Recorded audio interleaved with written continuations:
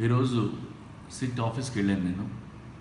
అక్కడ SIT officers నా మీద ఉన్న ఎలిగేషన్స్ గురించి నన్ను చాలా ప్రశ్నలు వేశారు. బట్ అన్నిటికీ సమాధానం చెప్పాను. కెల్విన్ ముఠాతో నాకు పరిచయం లేదని, కెల్విన్ నేను ఎప్పుడు కలలేదని వాళ్ళకి క్లియర్గా చెప్పాను. సో మళ్ళీ వాళ్ళు ఎప్పుడు పిలిచినా నేను మళ్ళీ వెళ్ళడానికి నేను రెడీగా ఉన్నాను. బేసికల్గా నేను ఎప్పుడు వెరీ రెస్పాన్సిబుల్ పర్సన్. నేను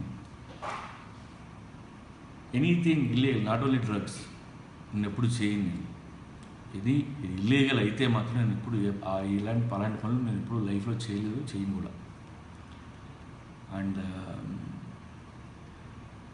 ఇవాళ నేను పోలీస్ డిపార్ట్మెంట్ గురించి పాజిటివ్గా, నాకు పోలీస్ డిపార్ట్మెంట్ అంటే చాలా ఇష్టం. నాకు చాలా సినిమాలు తీశాను నేను డిపార్ట్మెంట్ గురించి. జర్నలిస్టుల మీద ప్రేమతో నేను యుద్ధం అనే సినిమా తీశాను నేను. కానీ నాకు చాలా బాధగా ఉంది. వాళ్ళ అన్ని ఛానల్స్లో ఉన్న మీడియా మిత్రులందరూ నాకు నిజంగా ఫ్రెండ్సే. నేను 1-on-1 కలుస్తాం, మేమందరం మాట్లాడుకుంటాం, కాఫీ తాగుతాం.